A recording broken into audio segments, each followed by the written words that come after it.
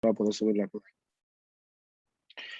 Miren, el tema de las etapas de simulación es bien importante que ustedes den mucho repaso a eso, que fue lo que vimos la primera semana de clase. Saludos. Saludos. Porque parte del proyecto final prácticamente se basa en eso, en la práctica que se le pone a ustedes en esa simulación. Como yo le dije, los videos que yo le mandé de harina es bien importante, porque ya esta semana les voy a poner una asignación con respecto a eso, para que ustedes lo visualicen. Como le dije, cuando utilizamos harina, realmente yo me enfoco mucho en la documentación que usted hace, la explicación que usted hace. Bueno, todos esos temas, obviamente, los vamos a tocar acá, de variables aleatorias, de las distribuciones, la teoría de cola, son los temas que se le van a dar más importancia. Otros temas los van a investigar ustedes, quizás lo vamos a debatir acá. Pero la idea realmente es que cuando usted me seleccione una distribución, cuando usted entre en una simulación, que usted sepa buscar las variables, analizar el problema, en las etapas de explicación del modelo, saber explicar el resultado, saber hacer las recomendaciones del lugar. ¿Por qué digo esto? Porque mayormente siempre sucede que cuando yo pongo esta simulación, miren, anteriormente, yo se lo digo, no era nada fácil, en el sentido de que tú tenías que programar todo. O sea, si tú ibas a hacer una distribución, tenía que programar. Si iba a utilizar lo que fuese, usted tenía que programarlo. O sea, era prácticamente, aparte de darme una documentación, usted tenía que programar todo. O sea, sea en PHP, en C Sharp, JavaScript, el lenguaje de su preferencia, pero usted tenía que hacerlo paso por paso. Y era un poco complejo, te entregamos una documentación y al mismo tiempo también programamos una simulación. Bien, por eso decidí luego que usted lo trabajara en harina. Ahora, cuando me lo trabaja en harina, debe de hacerlo bien, debe enfocarse en la documentación, debe enfocarse en todo lo que te ofrece el software, pero usted también tiene que saber interpretar, no es una cosa lo loco. ¿Qué hacen muchos?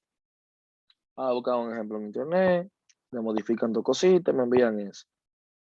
Pero ¿qué pasa? Donde usted mismo buscó otro compañero suyo también, igualito. O alguien también en otro cuatrimestre me envió el mismo trabajo. Y ahí es que viene el problema. Ya en la próxima clase, yo voy a poner una asignación esta semana que usted va a tener que traerme la primera etapa definida del proyecto que usted piensa realizar. Más bien de la simulación que usted piensa realizar, porque esa es la idea de esto. Ahora, en la primera semana, yo mencionaba que era lo que una simulación, ¿verdad? Íbamos a crear modelos, íbamos a crear historias artificiales, íbamos a modelar un sistema, sea del mundo real, ya sea que esté en función o no. O sea, que esté funcionando o que yo quiera crear. Usted recuerda que incluso, vamos a compartir aquí.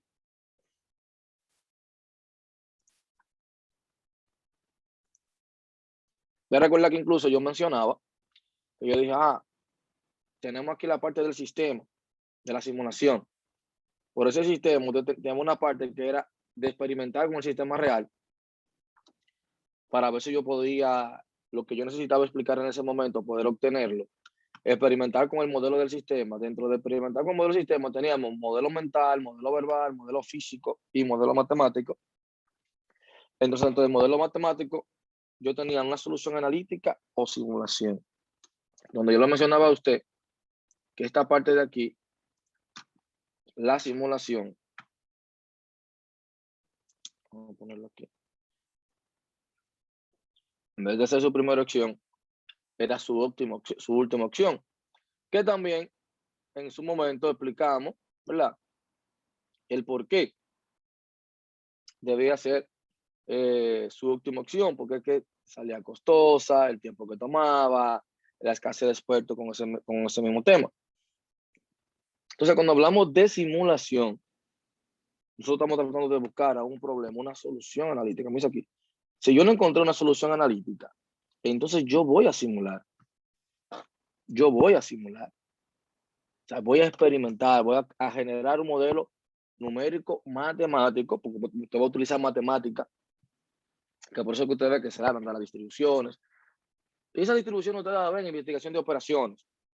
Anteriormente yo asumía que ustedes la manejaban porque se supone que usted la vio en estadística y investigación de operaciones. Que por eso esa materia la dan antes que simulación. Porque a veces como tenemos ese error, que vamos a programación 3 y usted quiere que el profesor de programación 3 le explique lo mismo que le dio el programación 2. No, en programación 2 hay un plan de trabajo. Ya cuando usted llega a programación 3, porque se supone que ya usted vio todos esos temas. Ya yo voy a partir de ahí. Lo mismo pasa con esta materia. Se supone que usted vio algo de estadística, se supone que usted vio algo en investigación de operaciones y luego tenemos simulación, donde esos temas que usted vio allá prácticamente todo lo que va a hacer que lo va a programar acá o aplicar esos conocimientos acá.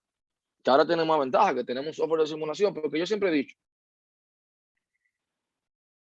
hay mucha gente cuando sabe un lenguaje de programación quiere forzar las cosas. Yo sé C#, por ejemplo. Todo el mundo quiere hacer todo con C#. Tu proyecto web, un proyecto desktop, un proyecto móvil. En mi caso, por ejemplo, que mi lenguaje es Python, vamos a decirlo así, que es el que yo más utilizo.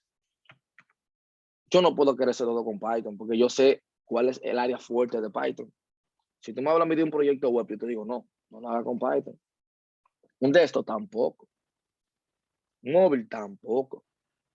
Python es bueno para hacer security, scripting y ciencia de datos. Esas son sus fuertes, sus ramas fuertes. Un desktop, no, yo me voy con C#. Es una web, me voy con JavaScript. Página web, bueno, me voy con JavaScript, PHP y con otros frameworks como Node.js, React. Eso es lo que trataría de hacer. Ustedes como ingeniero, o sea, usted que la gente malinterpreta, confunde lo que es ingeniería informática con programador. Ahora, ojo, no es que usted no necesite saber programar. Claro que sí. Usted tiene que saber programar sí o sí. Y más hoy en día, que te lo exigen para todo. Pero el ingeniero va un poco más allá porque el ingeniero conoce de metodología, conoce cómo se deben hacer las cosas. El ingeniero, por ejemplo, si se va a hacer una simulación, él sabe que es su última opción. Él primero agotaría este proceso que está acá para luego llegar a lo que es la simulación. Entonces eso es lo que le hace a usted ser diferente. Eso es lo que y miren, le digo desde ya, hay un tema por ahí que se llama Big Data. Hay una carrera nueva que se llama Ingeniero de Datos. Y hay otra carrera también nueva. O lo quieren poner como rama, por eso son carreras. Son un mundo aparte. También tenemos lo que son científicos de datos. Dentro de la rama usted va a tener también cybersecurity, que son de las cosas que están matando hoy en día. Y usted va a ingeniería de datos y luego cuando usted ve ciencia de datos, dice, pero acá ciencia de datos es muy parecido a lo que yo vi en simulación, porque hay muchas fórmulas y muchas distribuciones que se aplican a la ciencia de datos. Sí, porque la ciencia de datos, inclusive la ingeniería de datos, va a tratar de hacer predicciones. Entonces, para yo hacer predicciones, yo tengo que capturar datos, transformar ese dato. Y esos mismos datos voy a experimentar con ellos para luego crear un modelo y luego evaluar el resultado. Entonces, cuando usted compara con la palabra simulación, usted va de la mano con eso. O sea, usted va de la mano con eso. Es decir, es de suma importancia, es de suma importancia usted puede lograrlo y usted enfocarse en eso. Entonces, cuando hablamos de simulación, hay unos niveles de conocimiento. O sea, usted no puede hablar de simulación sin entender qué hay detrás. Que le dije que la próxima clase van a ser números pseudo-aleatorios, cómo generarlo, por qué son números pseudo-aleatorios. Esa será nuestra próxima clase. Pero antes de llegar ahí, debemos entender algunos conceptos claves. ¿De qué? De que para yo trabajar simulación, yo tengo que entender que existe. A ver si lo tengo por acá.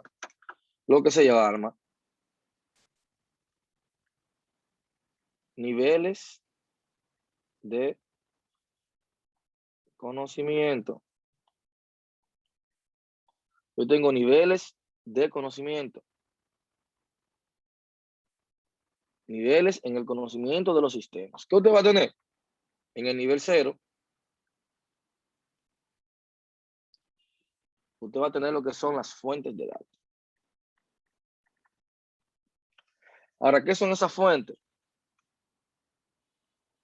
Aquí usted va a identificar la porción del mundo real a modelar. Eso es lo que usted va a hacer. Vamos a ver dentro de nuestra fuente de datos qué es lo que yo voy a tomar para modelar. Luego usted tiene el nivel 1. ¿Qué usted tiene en el nivel 1? Los datos. Entonces ya aquí, cuando usted tiene el nivel 1, es porque usted tiene una base de datos de medidas y observaciones de su fuente de datos, obviamente. Luego, en un nivel de conocimiento, en el nivel 2, que ya aquí usted va a tener una generación de historias artificiales. ¿Pero a partir de quién? A partir de los datos. Usted va a recrear esos datos. Usted va a utilizar fórmulas matemáticas, usted va a utilizar estadísticas, usted va a utilizar algoritmos. A partir de los datos que usted tenía en el nivel 1. Luego viene la parte del nivel 3. Ya en el nivel 3, acá usted va a tener la estructura de esos datos.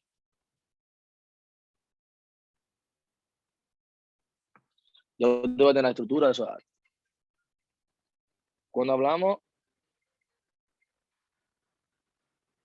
de la estructura de esos datos, usted va a saber cómo recrear los datos, cómo observarlos, porque ya aquí usted me está hablando de conocimiento de datos. Ya aquí usted va a comenzar a generar. ¿Ustedes me escuchan ahí, verdad? Yo creo que me entró una llamada y no sé. Bueno, sí, yo creo que me escuchan ahí. Sí, la escuchamos. Ok, gracias. Entonces, prácticamente ahí, eso es lo que usted va a estar realizando.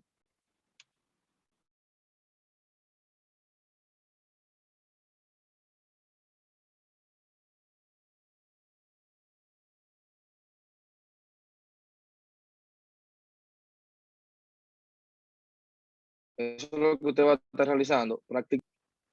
Como le digo, su enfoque debe ser ese. Van a ver parte teórica que usted la va a visualizar. Ojo con esto. Cuando yo le pongo a usted realizar una simulación en harina, algo muy importante es que usted sepa que esas entregas, o sea, todas las entregas siempre se van a hacer en PDF, todas. Pero con los screenshots. Con los screenshots de la simulación. Cuando la tarea usted la puede hacer en grupo, yo le pongo siempre la nota. La pueden hacer en grupo de 2, en grupo de 3. Yo siempre voy a poner la nota. Y le voy a poner esa nota, esa observación ahí en la tarea. Ahora, ¿qué es lo que a qué yo me refiero con los screenshots? Si usted está configurando, yo te pido utilizar un tiempo, una distribución exponencial de 3 a 5 minutos. Yo quiero que usted me muestre cómo usted configuró eso en harina. O sea, ese screenshot de esa configuración de cada punto, eso es lo que yo quiero ver. Y obviamente al final, el análisis de los resultados y qué usted propone. Esa es la temática, obviamente. Entonces, cuando hablamos de eso, también es importante, cuando hablamos de estructura, usted saber que dentro de los niveles de conocimiento del sistema, usted va a tener que realizar análisis. Esa es la parte clave. Miren, muchas veces ustedes la dan casi todas las materias, porque eso que yo digo que usted tiene que saber dónde que usted está. Prácticamente, si usted se enfoca y se va hacia atrás, todas las materias que se le han dado acá, todas tienen una palabra común, o en todas tú tienes que hacer ¿qué? Análisis. Fíjese bien. Lógica computacional, programación 1, 2, 3, en todas, cuando te ponen un problema, lo primero que te decían es, hay que analizarlo para tú saber qué es lo que tú vas a hacer. Si tú no lo entiendes, entonces investiga la parte que tú no entiendes antes de irte a la parte de la codificación. En simulación es lo mismo. Yo tengo que analizar el sistema. Y cuando me refiero a sistema, señores, no es un sistema, vamos a decirlo así, porque a veces confundimos la palabra sistema, que de una vez nos vamos a ingeniería de software. Conjunto de procesos que interactúan entre sí, un conjunto de objetos que interactúan entre sí. Tú tienes que analizar ese comportamiento de esos objetos para usted entender ese comportamiento y poder simular. Entonces, eso es lo que usted va a hacer. Usted va a analizar ese sistema. Usted va a intentar comprender el comportamiento de ese sistema. Usted va a crear hipótesis. Luego viene una parte que es la inferencia sobre un sistema. Cuando hablamos de inferencia, ¿qué es lo que se va a intentar ahí? Intentar conocer ese sistema ya a partir del análisis que usted hizo. Aunque yo tengo todas mis hipótesis. Pues entonces, como yo tengo mis hipótesis elaboradas, entonces yo voy a tratar de conocer la estructura de mi sistema. Ya usted tiene las observaciones. ¿Cómo está compuesto mi sistema? Si ya yo tengo las observaciones, ¿cómo está compuesto mi sistema? Eso es lo que yo debería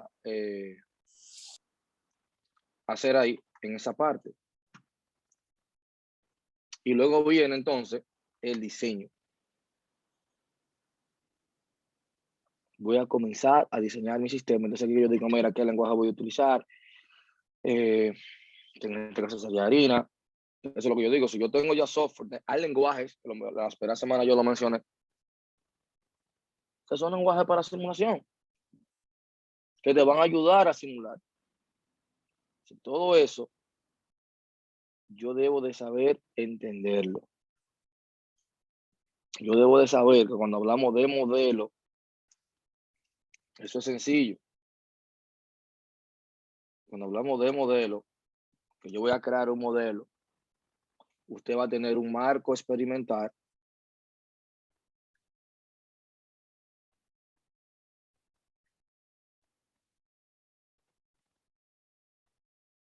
Va a tener un marco experimental que va a interactuar con el modelo. Y también usted va a tener un simulador. Eso es prácticamente lo que vamos a ir teniendo. Usted va a tener un sistema fuente donde va a estar dentro del marco experimental. Ese marco experimental tiene un modelo aquí y ese modelo va a interactuar con un simulador. Cuando hablamos de marco experimental, es lo que usted va a ir creando con las diferentes variables centradas. Usted va a ir jugando con los tiempos. Usted va a hacer experimentar para ver el comportamiento. En la primera semana yo mencionaba que era importante yo conocer ese sistema en una de las etapas para yo saber validarlo, porque si yo no sé exactamente cuáles son los resultados que me debería de dar esa simulación o a qué me debería de acercar, yo no voy a saber si mi simulación está bien o está mal. Por eso yo debo de enfocarme exactamente en esa parte. O sea, usted no se puede perder ahí. Y ahí que entran todas las etapas que tienen que ver con simulación, que lo hablamos la semana pasada, y que realmente eso es lo que usted debería de, por así decirlo, de manejar. Porque existen muchísimos modelos, la verdad, cuando hablamos de simulación, que es bien interesante cómo se manejan. Que ahorita vamos a hablar de eso, realmente. Ahorita vamos a mencionar unas cuantas cosas de eso. Pero algo importante, cuando hablamos de simulación, es hablar de probabilidades. Cuando hablamos de simulación, obligatoriamente usted tiene que mencionar la palabra probabilidad o teoría de la probabilidad, que siempre tendemos a confundir. Siempre tú asocias la palabra probabilidad con estadísticas. ¿Qué usted entiende por probabilidad? Cuando usted le menciona la palabra probabilidad, o sea, a la mente, ¿qué le llega? ¿Qué sería? sea, una definición suya. La posibilidad de que algo ocurra. La posibilidad de que algo ocurra, es una probabilidad. Pero si nos vamos así, lo pensamos fríamente, tú lo asocias más fácil con estadística que con matemática, ¿verdad? Sí, siempre se asocia como más con estadística, porque en estadística habla mucho de probabilidad. Exactamente. Ah, dice, Se asocia más. Pero probabilidad es un concepto matemático. O sea, probabilidad es una rama de la matemática. Pero ¿qué pasa? Es utilizada por la estadística como un instrumento para dar soluciones más certeras. O sea, la estadística se alimenta de la probabilidad, la utiliza. Que es bien importante tener eso claro. Todo el mundo sabe ya que entre 0 y 1, 0 y 100, que 100%, cuál es la probabilidad de que se haya tal cosa. Eso es lo que se busca. Eso es lo que se busca cuando estamos estudiando de las probabilidades. Y miren, la probabilidad que va de la mano con las estadísticas, usted se va a inteligencia artificial y todos los modelos te van a estar haciendo, van a estar trabajando con estadísticas, álgebra lineal, todo lo que tenga que ver con predicciones. Tú te buscas un libro de inteligencia artificial y te va a tener un capítulo, 2 capítulos, hablando de probabilidades. Probabilidad de éxito, probabilidad de fracaso. Todas te van a estar hablando de lo mismo. ¿Pero por qué? Porque esa es la idea, esa es la temática. Al final, yo lo que quiero es construir un modelo que utilizando matemática yo lo pueda aplicar o pueda predecir. Yo te pudiese decir a ti que la inteligencia artificial se auxilió mucho de la simulación.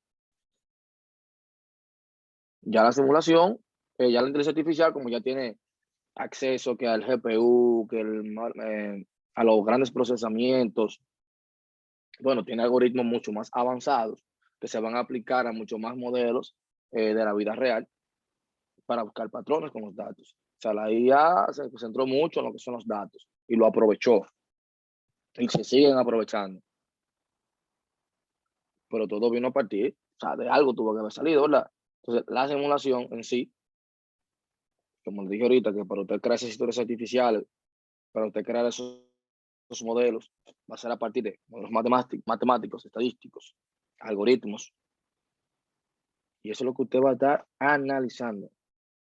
Por eso es tan importante acá las distribuciones, que se van a mencionar muchísimas. Bueno, ustedes van a investigar mucho también, que va a ser interesante esa parte. Ahora, si ustedes se fijan, como dice aquí, las probabilidades, dice, la teoría de la probabilidad es una herramienta, míralo ahí, matemática, que establece un conjunto de reglas o principios útiles para calcular la ocurrencia o no ocurrencia de fenómenos aleatorios y procesos estocásticos. Ahorita vamos a mencionar los procesos estocásticos. La palabra aleatoriedad, que va a ser una de nuestras clases la semana que viene, para que entendamos por qué la computadora en sí, por más que te digan que genera números aleatorios, no se le puede llamar números aleatorios, porque después de cierto ciclo se van a repetir, es decir, son manipulables. Por más que queramos sacarnos y decir que es aleatoriedad, eso es mentira. Porque en el mundo real tú puedes tirar una moneda con las mismas condiciones, la misma altura, el mismo densidad del aire, y fácilmente no te sale como te salió la primera vez.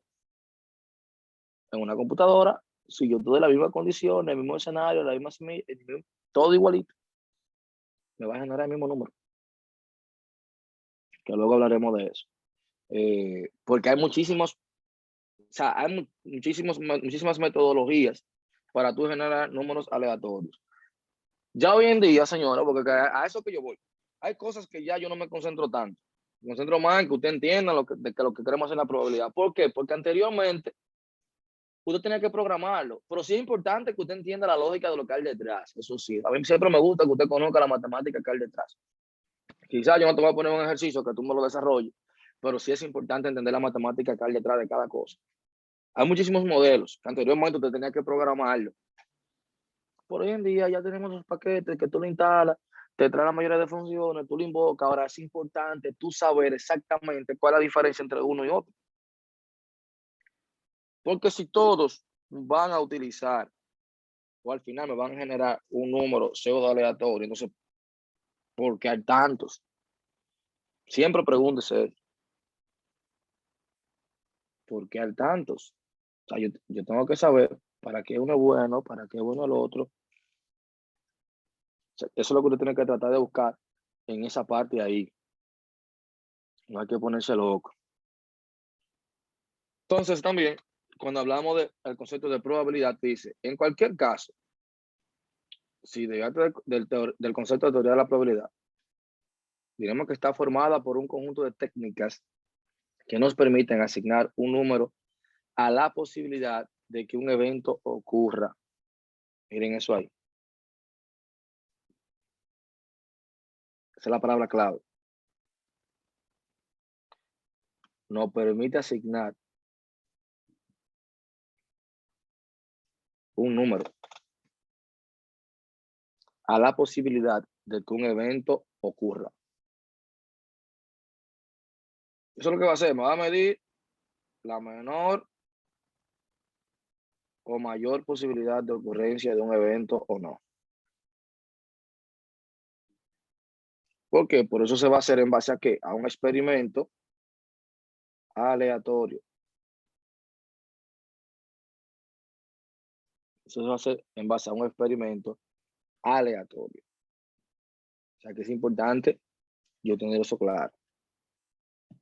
Pero ¿qué pasa con eso? Dentro de eso usted va a tener dos sucesos. Usted va a tener sucesos y tipos de sucesos. Un suceso elemental, un suceso compuesto. Cuando usted tiene suceso, o sea, es cualquier, vamos a decirlo así, un suceso se denomina suceso a cualquier subconjunto de un espacio muestral. O sea, cualquier posible resultado. Dentro de un escenario de experimentación, cualquier hecho que ocurra, yo lo puedo llamar un suceso. ¿Qué ocurrió en este escenario con estas variables? ¿Qué pasó con estas variables? Ahora yo tengo que saber, dentro de esos sucesos, cómo se llama uno, cómo se llama otro, cómo diferenciarlo, porque yo tengo que explicarlo. Entonces usted va a tener, dentro también de las simulaciones, cuando usted esté haciendo su análisis, que usted tiene lo que se llama un suceso elemental. Cuando hablamos suceso elemental, se está formado por un único elemento del espacio muestral. Por un único elemento. Está formado por un único elemento del espacio muestral. Entonces, lo primero que tiene que saber, cuando yo digo espacio muestral, ¿a qué yo me estoy refiriendo? ¿Qué ustedes me dicen con respecto a eso? Cuando yo digo espacio muestral, o sea, yo acabo de decir que un suceso elemental está Es formado por un como único. el espacio que va a abarcar la muestra que se van a recoger para los datos que se van a recoger. O sea, la muestra que yo tenga, exactamente. Para yo hacer mi experimento, yo voy a tener un espacio muestral. El ejemplo más típico que siempre te va a ver en todos los libros, en todos los lados, es con los dados. ¿Por qué? Porque es donde, vamos a decirlo así, donde como más claro se pueden explicar los ejemplos. En un sentido. Si yo voy a un dado, vamos a decirlo así, un dado tiene número del 1 al 6, ¿verdad? Del 1 al 6. Ese es mi rango. Ahora, un suceso único aquí, que sería un suceso elemental dentro de un dado, es yo obtener el número 4. ¿Por qué es un suceso elemental?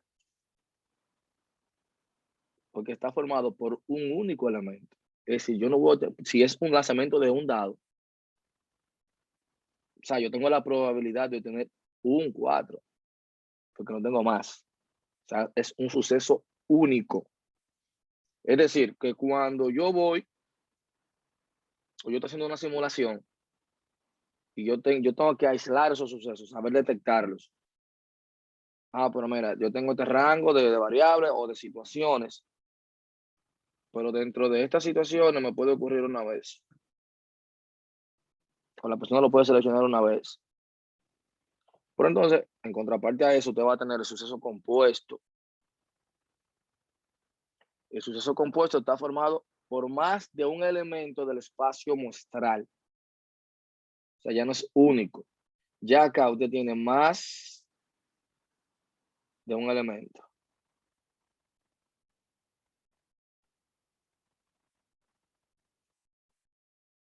Entonces, si nos vamos al mismo análisis del lado, ¿qué sería un suceso compuesto en el lanzamiento de un solo dado? ¿Qué usted cree? Piense a ver. Suceso único es yo tener el número 4. En un dado yo tengo número del 1 al 6. Ahora, un suceso elemental solamente puedo obtener ahí un solo suceso único, que sería obtener el número 4. Ahora, en el mismo dado, ¿qué sería? Recuerde que cuando usted va a hacer una simulación, usted tiene un objetivo. Si yo digo, ok, yo quiero obtener un número del 1 al 6 en un dado que me pasó a mostrar que tengo 6 números, bueno, yo solamente tengo un suceso único. Si yo quiero obtener el número 4, yo tengo un suceso elemental porque solamente puedo obtener un 4. Ahora, ¿qué más yo puedo buscar en el lanzamiento de un dado donde se me convierte en un suceso compuesto, donde yo puedo obtener más de un elemento Sería lanzar el dado varias veces. en una sola lanzada? Una sola. Pensemos en el dado, porque mira, la Que simulación, salga un elemento o que salga otro. Por ejemplo, que salga un 4 o que salga un 2. que salga el 4, O un 2, por ejemplo. por ahí es que es una sola lanzada, te va a salir 4 o 2 y al final el 4 va a ser único y también el 2 va a ser único. Ok. Vamos a pensar en el dado, porque las simulaciones de ustedes, miren, el detalle, como ustedes van a hacer simulaciones, que me digan, la simulación no manco, la simulación no sé de qué. Ese análisis que ustedes van a hacer de la mínima cosa que interactúa con esa simulación, es ahí que tenemos que llegar, a ese tipo de análisis, para que la simulación le quede bien, porque hay muchas cositas que si usted no la toma en cuenta, su simulación va a ser irrealista, no vaya acorde con las cosas reales. Bien, vámonos al dado. Vamos a ponerlo así para llegar a lo que yo quiero. Tengo el 1, 2, 3, 4, 5, 6. Ahí usted está viendo números del 1 al 6. Pero vamos a analizar los elementos que están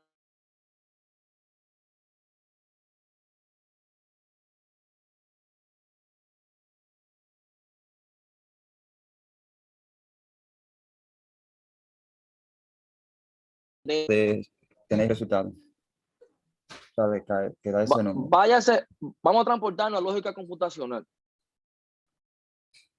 y a programación 1, que es un programista que siempre le piden ahí.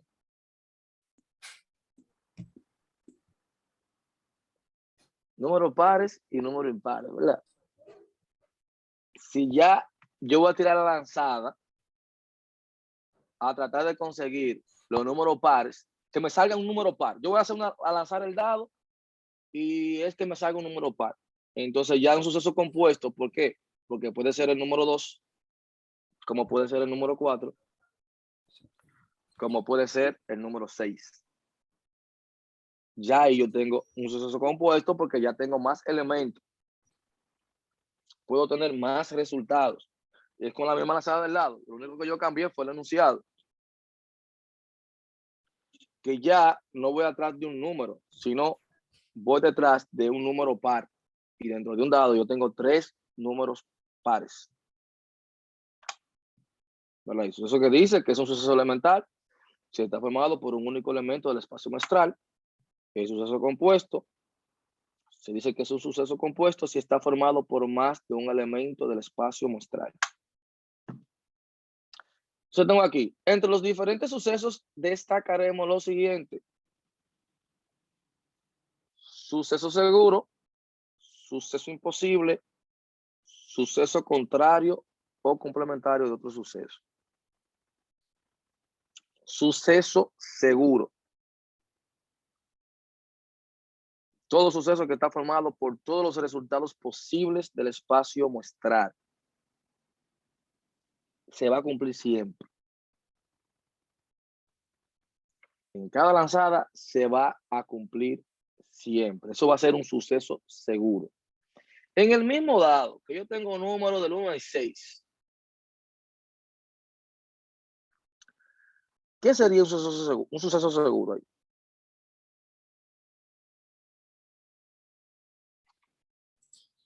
Que va a salir un número entre 1 y 6. Exactamente. Ya yo sé que en esa experimentación que yo voy a hacer, me va a salir un número entre 1 y 6. Bien. Entonces, cada vez que usted esté estudiando, siempre es bueno comparar. Yo digo, ok, eso me están dando un ejemplo con un dado. Ahora, si yo me voy a una simulación que yo quiera hacer, por ejemplo, de una universidad, del proceso de inscripción de la universidad, pero espérate. Si es dentro del proceso de inscripción de la universidad, yo puedo decir entonces que eso es seguro que alguien me va a inscribir en una carrera. Por si se va a inscribir, yo tengo un rango de carreras posibles en Guapo, ¿verdad? Ellos ofrecen carreras, diferentes carreras. O sea, dentro de ese grupo de carreras que van a ofrecer este trimestre, o si no vamos más lejos, materias, que sería más amplio todavía, inscripciones de materia, okay, ¿cuáles son las posibilidades de inscripción? Esta. Ya yo voy viendo, cuando me habla de suceso seguro, con un simple dado y un suceso seguro, ya con lo que usted va realizando. Luego viene el tema del suceso imposible, aquel que nunca va a ocurrir. ¿Cuál sería ese en un dado? Eso, por ejemplo, que salga un 7 en un dado que tiene solo 6 lados. Exactamente. Entonces, ¿qué significa? Yo debería validar en mi simulación, en caso de que lo fuésemos programado, ¿verdad? Si es mayor que 7, me diga que ese número aleatorio que me generó es inválido, porque puede ocurrir. Porque al final Sí, son sí. números aleatorios.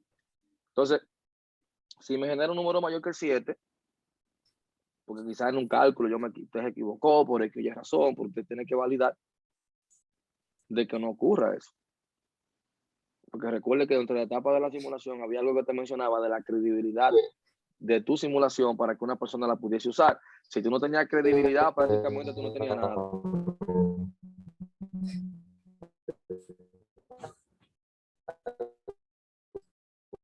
Creo que usted tiene los micrófonos abiertos. Vamos a ver.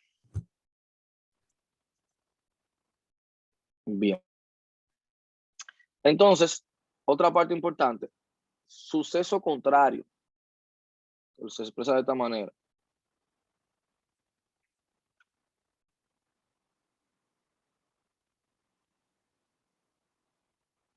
Suceso contrario.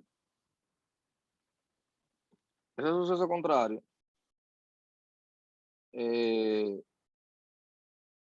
cuando hablamos de eso, es que si yo quiero expresar o voy a buscar, por ejemplo, dentro de mi rango, ahorita dijimos números pares, ¿verdad? Entonces, suceso opuesto es que ocurra algo opuesto a lo que yo estoy buscando. Es que ocurra algo opuesto a lo que yo estoy buscando.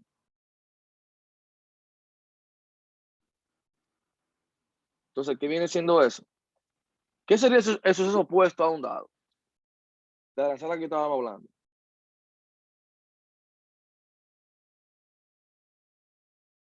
¿Qué sería opuesto?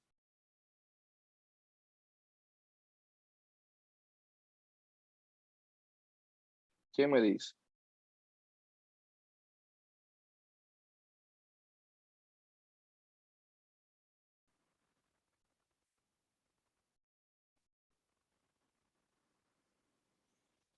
¿Alguna idea? ¿Qué sería lo opuesto de que yo al lanzar un dado vaya a buscar un número par? Que salga un número primo, Que aparezca un impar. un Que impar, perdón. un impar. Entonces ya yo tengo el suceso opuesto. ¿Y por qué se menciona todo esto? Porque yo tengo que tener ese control en simulaciones, todo va a ser tiempo, se va a manejar por tiempos, por distribuciones, estadísticas.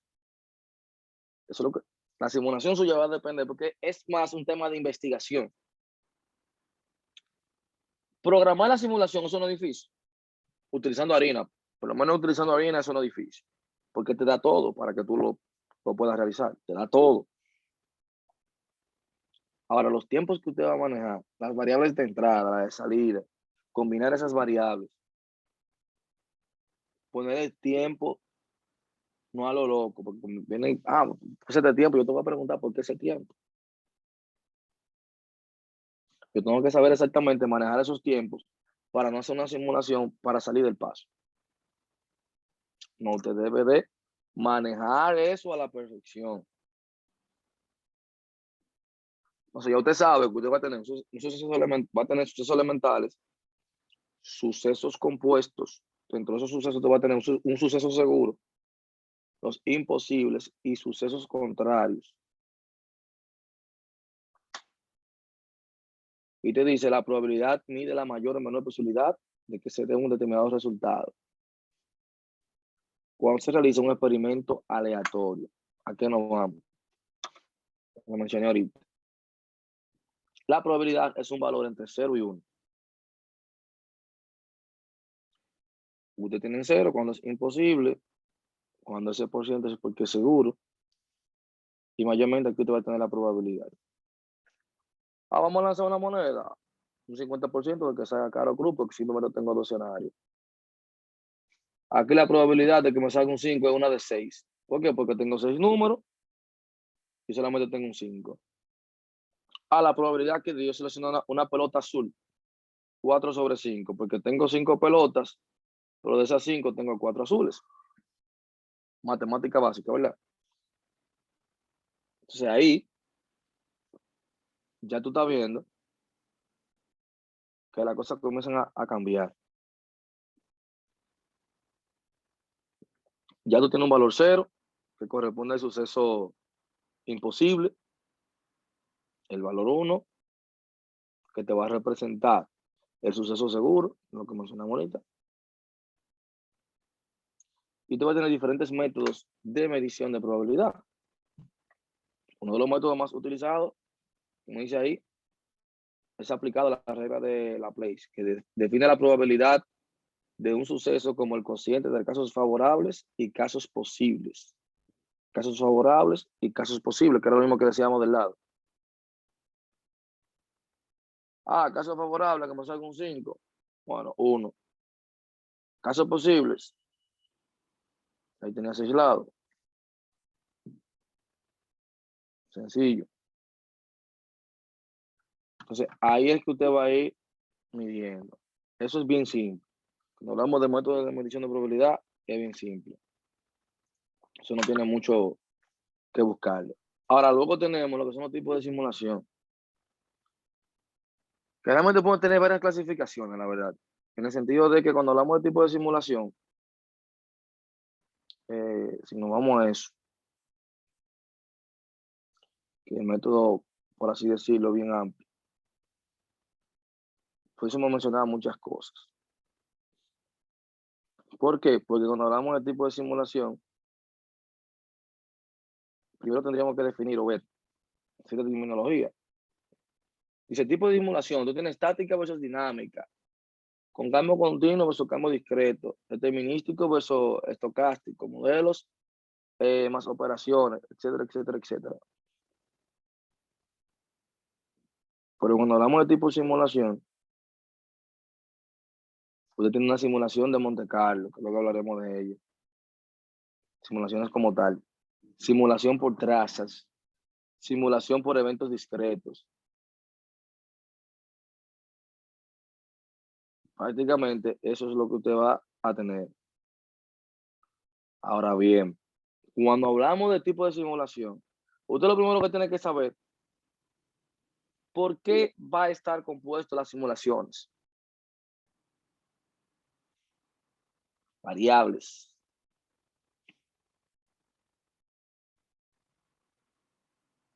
Los clientes, los servidores que tienen. Variables, va a estar formado por variables de estado. Variables que cuando entren a la simulación van a cambiar el comportamiento de esa simulación. Ahora, ese comportamiento de esa simulación va a depender de qué tipo yo estoy utilizando. Si, cuando hablamos de tiempo, si es estático o dinámico. Cuando hablamos del cambio de simulación, si es el cambio continuo o cambio discreto. Eso es lo que va a hacer que las simulaciones cambien o no. O sea, ¿qué tanto va a cambiar? O sea, el estado del sistema va a depender obviamente del valor que tengan las variables en un tiempo dado. Cuando decimos variable, puede llegar un cliente. Y yo decía, mira, el cliente, aquí ofrecemos 5 servicios. Para aterrizar eso, vamos a ver. Imagínate que yo digo, bueno, aquí vamos a ofrecer 5 servicios. Tenemos salón y ofrecemos 5 servicios. Corte de pelo, que tinte, lavado de cabeza, secado de pelo. 5 servicios. ¿Qué pasa? Yo tengo que ser lo más realista posible. De esos 5 servicios, usted tiene que definir los tiempos a los 5 servicios. Todo el mundo sabe que el mayor servicio que va a ir es un secado de pelo. Entonces yo no tengo que ser un genio para saber que a la probabilidad de ocurrencia va a ser mayor que los demás. Ojo. La probabilidad de ocurrencia va a ser mayor que los demás. Ya terminó ahí. Yo a cada uno le voy a poner para que usted vea qué es lo que yo quiero, porque que ahí es que va. Siempre nos vamos a lo básico y eso es lo que yo no quiero. Te va a tener que sentarse y hacerme eso lo más realista posible. Pero también tenemos un corte de pelo. Luego usted tiene, ¿cómo es? Tinte, que se llama, no sé, tintado o color, no sé. Uñas, por ejemplo, que también hay salones que tienen de uñas. Entonces yo le voy a poner una probabilidad a cada uno de estos servicios de ocurrencia. Pero ¿qué pasa? Yo voy a decir que de 10 clientes, tengo 10 clientes. Bueno, yo recibo 50 clientes, ejemplo, en un día. Por lógica, si secado de pelo es que tiene la mayor probabilidad, van a venir muchos de aquí, van a venir a secado de pelo, se supone. Pero ¿qué pasa? Luego hay una probabilidad de secado de pelo y corte de pelo. Que vengan por secado de pelo y tinte, que vengan por secado de pelo y uñas. Eso también tiene una probabilidad de ocurrencia. Luego lo estoy combinando de 2 en 2. Luego lo estoy combinando de 2 en 2. Tengo una probabilidad más bajita que vengan. O sea, fíjense ahora, este porcentaje que yo tenía ahorita de secado de pelo, que quizá era muy grande, también yo tengo que tomar en cuenta que de ese 100%, yo tengo que saber distribuirlo bien. Porque pueden venir por este servicio único, pero luego pueden venir secado de pelo y corte. Cuando vienen por esos 2 servicios, entonces yo tengo que definir ahora ese por ciento de probabilidad de ocurrencia. Por los mismos 50 clientes. Pero ¿qué pasa? Luego pueden venir clientes que vengan por 3 cortes, secado de pelo, tinte. Corte, tinte y uñas. Tengo que hacer todas esas combinaciones. Que ahí, fácilmente, para usted no hacerlo manual, usted puede utilizar un pequeño algoritmo que te combine a diferentes servicios que tú tienes. Pero luego también van a ver, puede que lleguen clientes que van a ser los menores, los que van a tener la probabilidad más baja, de que vengan por los 5 servicios.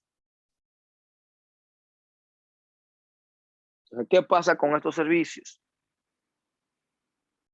Dependiendo de qué servicio venga ese cliente, va a afectar la simulación en un tiempo dado, porque cada también, aparte de que yo tengo esos servicios, cada servicio de eso tiene un tiempo.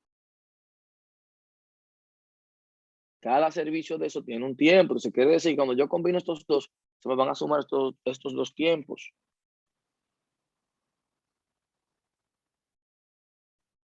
Entonces, dentro de esa misma simulación, van a ocurrir eventos que yo mencioné. Creo que lo mencioné el primer día, creo que lo mencioné ahorita. Y ese evento va a generar un cambio en el estado del sistema. Una llegada, una salida, que es lo que yo voy a estar midiendo prácticamente. Voy a tener llegada de cliente, salida de cliente. Ahora, esa llegada y esa salida, esa llegada y esa salida,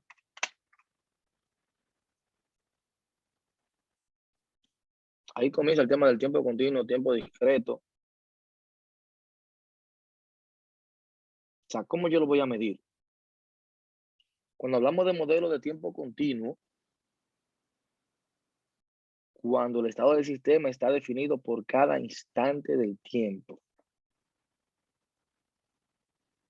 El estado del sistema está definido por cada instante del tiempo.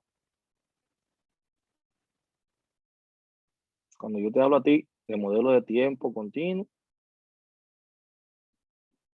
míralo ahí, está definido por cada instante del tiempo.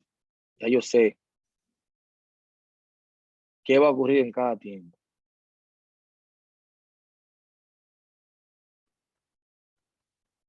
O sea, vendría siendo así, va a ir variando. Sería como así, tengo un tiempo aquí, tengo un tiempo aquí, cómo puede bajar el tiempo aquí. O sea, dependiendo de lo que el servicio que yo vayan trayendo, el tiempo va a ir variando.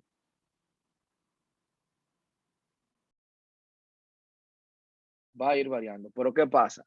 Quizás yo tenga que combinar el tiempo continuo y el tiempo discreto en una simulación. Porque cuando yo hablo de tiempo discreto, cuando el estado del sistema está definido solo para particulares instantes de tiempo. Cuando yo digo tiempo continuo, nos fuimos a la universidad, me voy a inscribir. Bueno, que seamos un ejemplo del salón. Número de clientes que están a la espera en el salón. A eso yo le voy a definir un tiempo. Dependiendo de los servicios, eso va a ir variando. Cuando yo hablo de tiempos discretos, yo me voy a un tiempo en específico, a una parte particular. Ustedes saben que todos los negocios la tienen. Día de inscripción, el último día, Guapa no va a dar, los servidores no van a dar abasto para atender a los estudiantes, porque como siempre lo dejamos todo para última hora. Ustedes ven que la página de Guapa, casi siempre, si esta materia es los sábados, por ejemplo, y son 7 días a la semana, o todos los profesores la ponen los domingos de esa página, lentísimo. Porque está todo el mundo el último día enviando la tarea. Lo mismo para la inscripción. Entonces, si nos vamos con el mismo ejemplo del salón, número de clientes esperando, ¿verdad? Un sábado en un salón o un viernes. Vamos a ponerlo el viernes. Ahí quizá yo quiera medir ese tiempo porque tengo mayor cantidad de clientes. Ahora, yo estoy siendo específico. Número de clientes viernes o número de clientes fin de semana para tomar esa medida exacta. Esa simulación la estoy haciendo para el fin de semana. Porque quizá ese día yo necesito contratar a una persona temporal por la cantidad, bla, bla, bla, bla, bla. Esa es la diferencia. Y son fáciles de entender ese tipo de modelos. porque que esas variables van a ir cambiando en instantes de tiempo que ya usted definió. Usted va a definir un reloj de simulación que va a indicar el valor del tiempo simulado. Es importantísimo también. Porque usted, dependiendo del horario del negocio, también cuando usted ve el software de harina, los videos que yo le envié le van a hablar de reloj de simulación. O sea, esa simulación va a tener un tiempo. No es que usted la va a dejar 24 días corriendo, ¿verdad? Usted le va un horario. Un horario. Que incluso de esa simulación tiene que salir en qué tiempo. Que por eso que yo digo que tiene que analizar bien el asunto. Imaginemos un banco. Un banco tiene horas específicas donde donde van más personas. La peluquería por igual, los salones por igual. Así que tengo que controlar eso. Eso es lo que usted tiene que ver. Entonces, lo mismo pasa cuando hablamos de modelos de estados continuos y estado discreto. Va a depender si las variables son continuas o discretas.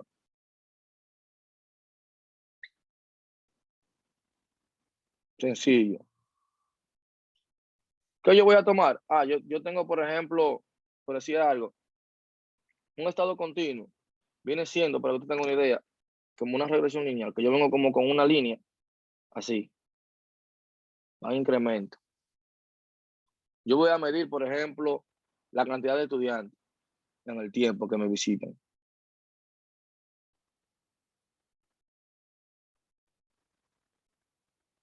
O sea, cuando hablamos de continuidad de tiempo, no implica continuidad de estados, no implica continuidad de estado. Entonces, yo ahí tengo que saber definir esa parte, que es lo que yo me refiero siempre. O sea, cuando usted va con ese tipo de, vamos a ponerle de información, sobre todo de simulación, yo tengo que estar claro con todos los modelos, cómo yo manejo los tiempos. Y debe ser cuidadoso con los tiempos, los servicios, porque usted no le puede poner los mismos servicios por igual, porque no estaríamos en nada. Estaríamos en nada. Lo chévere es que usted puede programar ahí en Harina si usted quiere, pero ya te permite prácticamente todo es gráfico. O sea, realmente prácticamente todo es gráfico. Luego usted tiene también modelos determinísticos y probabilísticos. ¿Qué tipo de simulación yo voy a hacer? ¿Determinística o probabilística?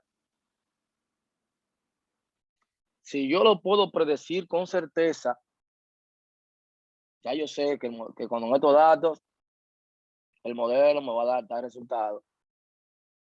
Yo voy a tener un modelo determinístico.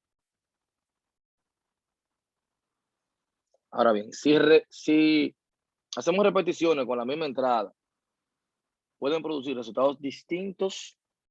Entonces el modelo es probabilístico. Casi siempre es el mismo tipo de modelo que vamos a estar haciendo. Probabilísticos. No importa que yo le ponga la misma cantidad de las mismas entradas, los mismos clientes. Se supone que me está generando números aleatorios. Es decir, que las cosas van a variar. Modelos estáticos y dinámicos. Nosotros casi siempre va a ser dinámico.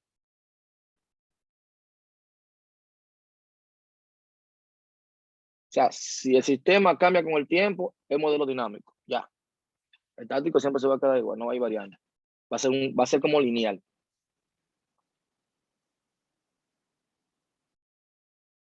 Eso es lo que usted debe de saber cuando va a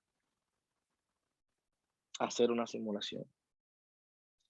Que el tiempo va a ser en la simulación su mejor aliado, ¿verdad? Claro que sí. Pero él va a ser la parte más esencial. Que cuando estemos hablando de la teoría de cola, ahí usted todavía va a aterrizar muchísimo más con lo que es la simulación. Porque ahí hablamos paso por paso cada concepto, desde que llegue el cliente hasta que se va, hasta que se atiende. qué es lo que yo debo tomar en cuenta, el comportamiento de una cola. Que para mí, una de las clases más esenciales es, porque ya ahí se van a tratar todos los temas que tengan que ver con simulación. Todos. O sea, una simulación real. Entonces, como le dije, es un tema de usted fajarse con las etapas de la simulación, comenzar a entenderla. No cometer el error, que lo dije en la primera clase y vuelvo y lo repito otra vez. La primera etapa dice definición de la simulación, pero luego usted recuerda todo lo que yo mencioné ahí, que era la definición. Que muchos la leen simplemente, la definición, déjame describir el sistema. Hay más cosas que hay que poner ahí, que lo mencioné en la primera clase. Que eso usted debe hacerlo sí o sí. Bien. Miren, por hoy lo vamos a dejar hasta acá. Bueno, los que están en el canal de YouTube, no sé lo que se suscribieron ahí, le llega la notificación automáticamente que sube el video. En un rato estará disponible de la clase. También yo mando el link por el grupo. Lo que quieran, también se pueden suscribir porque en 2 semanas tengo planificado comenzar a subir contenido de ingeniería de datos. O sea, una de las carreras más, o ramas, la gente le está llamando rama, pero es una carrera realmente, más solicitadas ahora mismo a nivel mundial. En República Dominicana ya llegó el momento de los ingenieros de datos. Y vamos de la mano con esta carrera, porque con esta materia, porque al final uno cuando está haciendo predicciones de datos, simulando, cuando está haciendo experimentaciones, planteando hipótesis, es lo mismo. Es muy parecido a las etapas de la simulación para uno, como lo mencioné al inicio de clase. En 2 semanas voy a comenzar a subir contenido de eso para tratar de que ustedes vean de qué se trata, ejemplos prácticos, qué herramientas podemos utilizar y así sucesivamente. ¿Usted lo llegó a compartir por el grupo, profe, el canal? El canal está ahí en la página de WAP, el link. Okay. O sea, donde están mis datos, está el link del canal. Y ahí siempre estaré subiendo también todos los videos de las clases. En un momento también, ya cuando terminemos acá, voy a subir esto. Así que ya ustedes saben. No sé si tengan alguna pregunta para que le podamos ayudar en algo. Si no, lo dejamos hasta acá.